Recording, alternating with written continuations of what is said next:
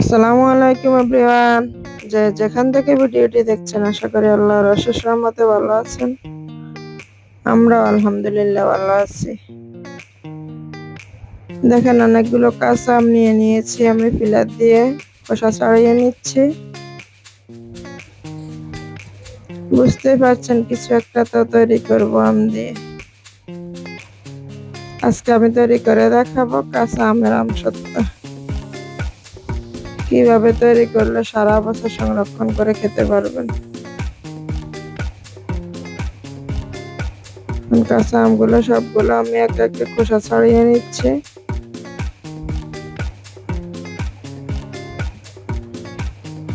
কাঁচা আম দিয়ে আমসত্ত্ব বানালে খেতে খুবই ইয়ামি হয়। এটা সবার খুবই একটা পছন্দের খাবার, ছোট থেকে বড় সবাই খুবই পছন্দ করে আমসত্ত্ব।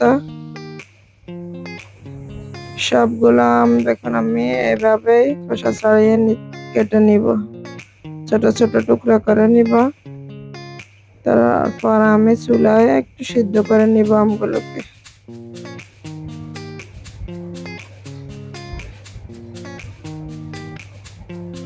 এখানে আমি 1.5 কেজি আম নিয়েছি, আপনারা চাইলে কম বেশি করে করতে পারেন। সবগুলো আমি একে একে খোসা ছাড়িয়ে কেটে নিয়েছি।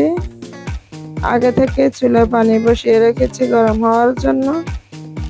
এখন আমি আমগুলো ধুয়ে গরম পানিতে দিয়ে দিলাম, নেড়েচেড়ে একটু ঢাকনা দিয়ে দিব, সিদ্ধ হওয়া পর্যন্ত অপেক্ষা করব।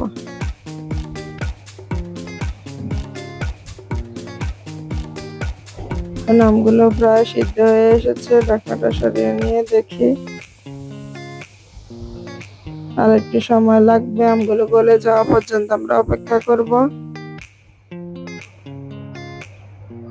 দেখুন আমগুলো সিদ্ধ হয়ে গিয়েছে। এখন আমি চুলা থেকে নামিয়ে ঠান্ডা হতে দিয়েছি। তারপর আমি ছাঁকনিতে ছেঁকে নিব।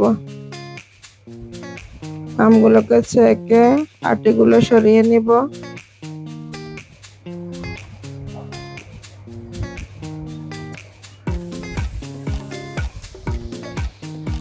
সবগুলো আম আমি এভাবে ছেঁকে নিব। এখন চালের মধ্যে আমগুলো দিয়ে দিয়েছি। ছেঁকে নেওয়ার পর বাকি প্রসেসটা আবার চুলায় করতে হবে, এটা আমি করে দেখাবো। তারা আমার সাথেই থাকুন পুরো ভিডিওটি দেখার জন্য।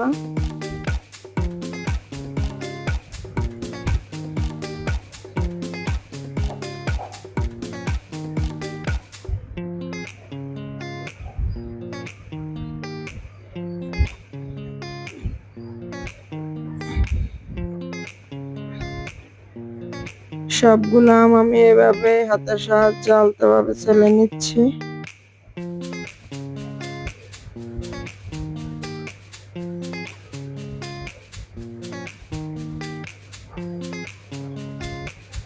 আটিগুলো এভাবে না সরালে আমসত্ত্বটা আসলে খেতে ভালো লাগবে না, আঁশ লাগবে। এজন্যই আমি আমসত্ত্বগুলো ছেলে নিচ্ছি। ছেলে নেওয়ার পর দেখুন আমসত্ত্বর ঘনত্বটা ঠিক এরকম ছিল। তারপর আমি ফ্রাই প্যানে চিনি দিয়ে দিলাম।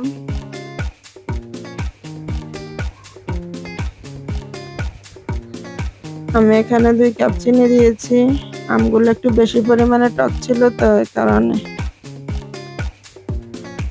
চিনির সাথে অল্প একটু পানি দিয়ে আমি চুলায় চিনিগুলোকে শিরা বানিয়ে নিব। তারপরে এর সাথে আমগুলোকে অ্যাড করব।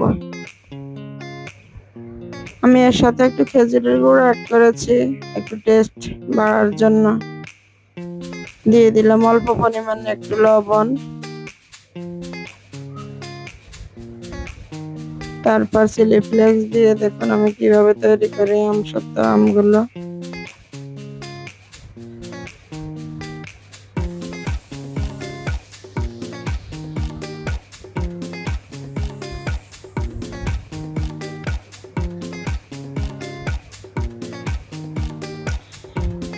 এই আমসত্ত্বগুলো আমি আসলে রোদে শুকানো ছাড়াই ঘরে তৈরি করে দেখাবো। চুলার ভাপে কিভাবে আমসত্ত্ব তৈরি করে দেখবেন। খুব সহজে অল্প সময়ের মধ্যে তৈরি করে ফেলবো আমসত্ত্ব। এখানে আমি অল্প একটু লবণ অ্যাড করলাম, এখানে স্বাদ মতো লবণ, এখানে আসলে বেশি দেওয়া যাবে না। যে পর্যায়ে আমি দিয়ে দিলাম 2 চামচ খেজুরের গুড়। এখন কালারটাও চেঞ্জ হয়ে গিয়েছে আর খুবই সুন্দর একটা কালার এসেছে। দেখুন, টেস্টও বেড়ে যায় খেজুরের গুড়টা ইউজ করলে।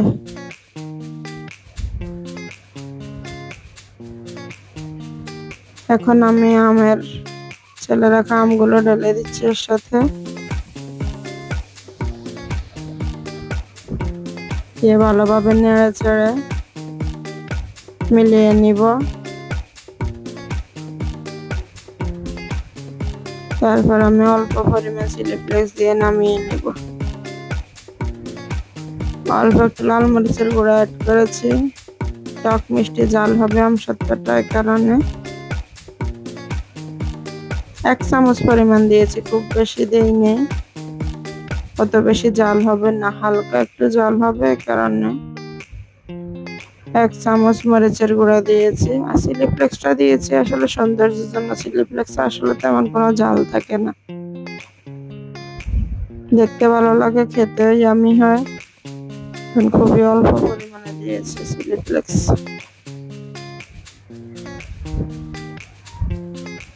তারপরে আমি চুলা থেকে নামিয়ে নিব আমগুলো। আমসত্ত্ব দেওয়ার জন্য আম একদমই রেডি।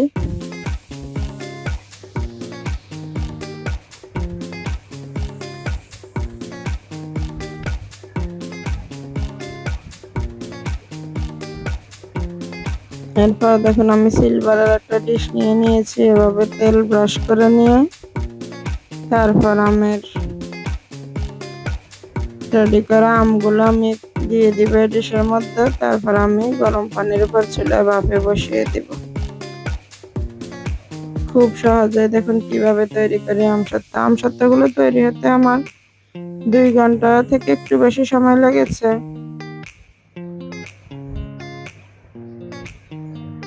একবারে দিলে সময় একটু বেশি লাগে, আর আপনারা চাইলে অল্প অল্প করে বারে বারে দিয়েও করে নিতে পারেন, তখন সময় আর একটু কম লাগবে।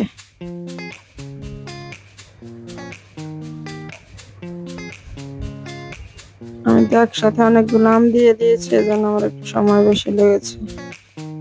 যেভাবে আমগুলো দিয়ে দিতে হবে। সরিষার তেলটা মেখে নেওয়ার উদ্দেশ্য হলো খুব সহজে যেন আমি তুলে ফেলতে পারি।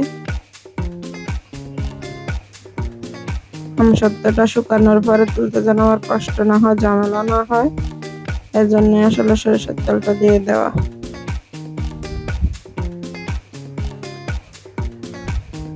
এই যে দেখুন আমি কিভাবে দিয়ে দিয়েছি ডিশের মধ্যে।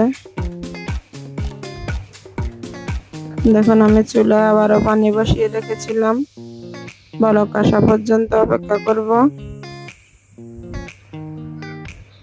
তারপর আমি ঢাকনাটা সরিয়ে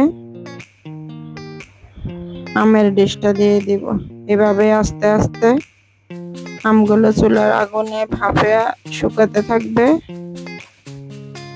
2 ঘন্টা পর দেখুন আমি আমসত্ত্বগুলো আপনাদের সামনে নিয়ে হাজির হয়েছি। কি সুন্দরভাবে আমসত্ত্বটা রেডি হয়ে গিয়েছে। এখন আমি কেটে দেখাবো আপনাদেরকে। ছুরি দিয়ে কেটে নিচ্ছি। আমসত্ত্বগুলো খুব বেশি ড্রাই ছিল না, খেতে খুব ভালো হয়েছে।